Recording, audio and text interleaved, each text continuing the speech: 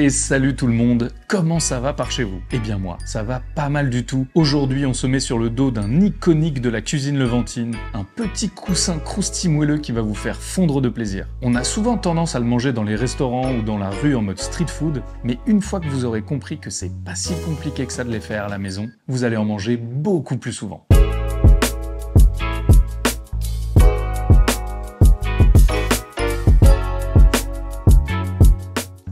Ah, les falafels, c'est si bon. Il existe clairement autant de recettes que de personnes qui les cuisinent. Et oui, une fois que la base est là, les pois chiches, vous pouvez les agrémenter comme vous le voulez, avec des herbes fraîches, des légumes et toutes les épices de votre choix. Alors il existe des milliers de manières de les faire, mais une seule de les rater. On a tendance, et je m'inclus volontiers dedans, à faire une grossière erreur qui est fatale pour la recette. Clairement, si vous tombez dans ce piège, le falafel se désintègre à la cuisson et disparaît dans la cocotte. Plus communément appelé dans ma famille, le falafel. Mais ne vous inquiétez pas, je vous explique tout ça dans la recette. Bon, toute la préparation de la recette se fait avec un mixeur, donc autant vous dire que c'est très simple. Niveau ingrédients également, que des éléments peu chers et que l'on trouve partout. Aujourd'hui, je vous montre comment les accompagner avec une petite sauce très addictive, mais j'adore également les manger en sandwich dans un pain pita maison avec du chou, une petite sauce harissa et des herbes fraîches. Si vous voulez que je vous fasse une vidéo de ma recette de pita, dites-le moi dans les commentaires. Bon, j'arrête de faire du zèle, ça part sur des falafels. Eh bien, je vous propose de commencer tout de suite par les pois chiches.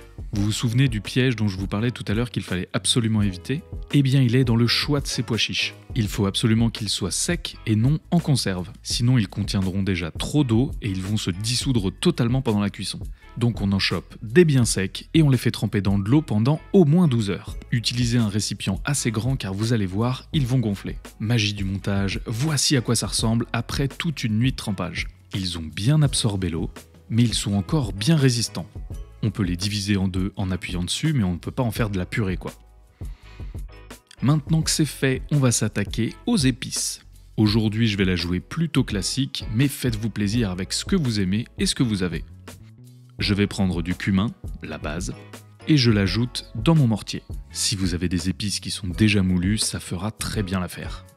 On poursuit avec de la coriandre, une bonne dose de sel, du poivre, et bien sûr, vous me connaissez, du piment d'Espelette. J'adore le piment d'Espelette. Il vous avait manqué celui-là, non? Et maintenant on utilise sa petite main et son petit pilon et on réduit les épices en poudre. Alors il faut qu'il soit assez fin pour que les saveurs se diffusent partout, mais vous n'êtes pas obligé d'avoir une poudre super réduite non plus. Le marteau et le pilon c'est vraiment chouette, ça permet d'avoir des épices bien puissantes en goût. Bon, on se fait bien la main et les avant-bras, mais si vous avez la flemme de faire tout ça, ça fonctionne très bien avec un petit mixeur. Et voilà un mélange d'épices minute, absolument génial. Maintenant que c'est fait, on va pouvoir s'attaquer à l'appareil à falafel.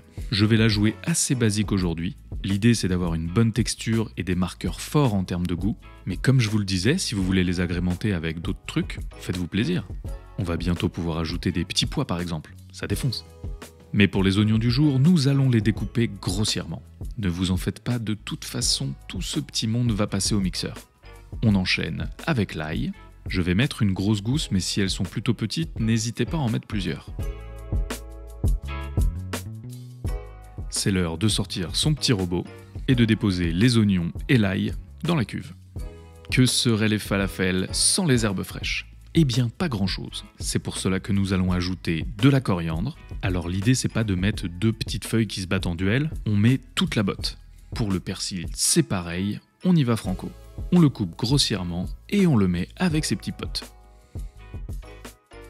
Et pour finir, parce que j'adore ça, que ça donne beaucoup de couleur et de la fraîcheur, on va ajouter de la menthe fraîche. Cette fois-ci, on est un peu minutieux et on garde que les feuilles. La tige n'a que très peu d'intérêt ici.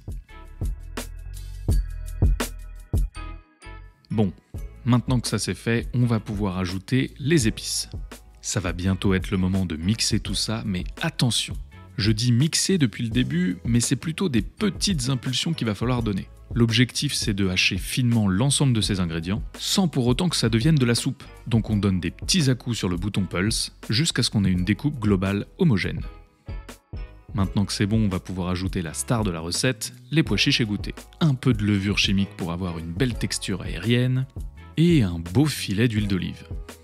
On referme le tout et c'est reparti, toujours avec les petites impulsions. Sur cette étape, c'est un tout petit peu différent en termes de rendu. On veut mixer pour que les pois chiches deviennent une sorte de pâte, mais qu'ils soient encore un peu granuleux. C'est ce qui va donner de la texture et du croustillant au falafel.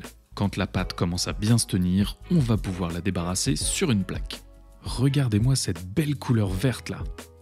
Moi je vais les étaler, ce sera beaucoup plus simple pour former les falafels juste après. On laisse reposer une trentaine de minutes. Et pendant ce temps-là, on va faire chauffer notre huile de cuisson. Dans une cocotte à feu moyen, ce sera parfait. Vous pouvez également mettre 3 ou 4 cm d'huile dans une poêle, mais il faudra bien rester à côté pour les mélanger régulièrement. Pendant que notre huile chauffe, on va se mettre sur la sauce. Un petit truc super frais avec du yaourt grec, du jus de citron et une gousse d'ail finement râpée. Vous pouvez aussi ajouter du tahini, c'est de la pâte de sésame, ce sera délicieux. On assaisonne avec du sel et un généreux trait d'huile d'olive. On mélange vigoureusement pour avoir une jolie texture et bien incorporer le jus de citron, et on laisse reposer pour que l'ail infuse bien. C'est parti, on va former les falafels. Vous pouvez le faire avec les doigts, mais si vous avez une boule à glace, ce sera très pratique. Cela vous permettra d'avoir des boules de même diamètre, cela permet une cuisson bien homogène, et puis on va pas se mentir, ce sera plus joli dans l'assiette. On met la pâte dans le creux de sa main, et on vient former une jolie boule en la faisant rouler entre ses deux paumes et on met de côté. La sauce est prête, l'huile est chaude à 180 degrés environ. On va pouvoir plonger les falafels. Ne les mettez pas tous d'un coup, sinon ils peuvent avoir tendance à coller ou à s'abîmer en se cognant les uns contre les autres. On s'aide d'une araignée pour pouvoir les remuer régulièrement, s'assurer qu'ils ont une belle coloration et on les laisse cuire jusqu'à ce qu'ils aient cette belle couleur brune. On les débarrasse immédiatement sur de l'essuie-tout, on peut également les saler un petit peu, on finit la cuisson de tous les falafels et on les sert encore bien chauds avec une généreuse cuillère de notre sauce, un peu de citron jaune, un peu de sel si besoin et un filet d'huile d'olive.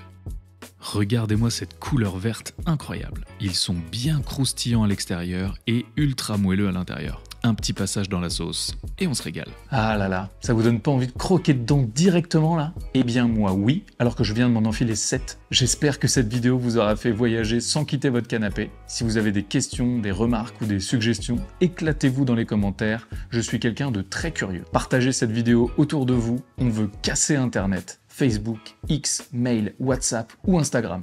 D'ailleurs, si vous ne me suivez pas sur Insta, sachez que j'y fais plein de recettes exclusives, au moins une par semaine, et vous dévoile les coulisses en story. N'oubliez pas de vous abonner pour ne pas louper les prochaines vidéos, on arrive avec des trucs, vous n'êtes pas prêts. Mais genre vraiment pas prêts. C'était Hugo, vous êtes toujours sur Woogies, bon appétit, ciao!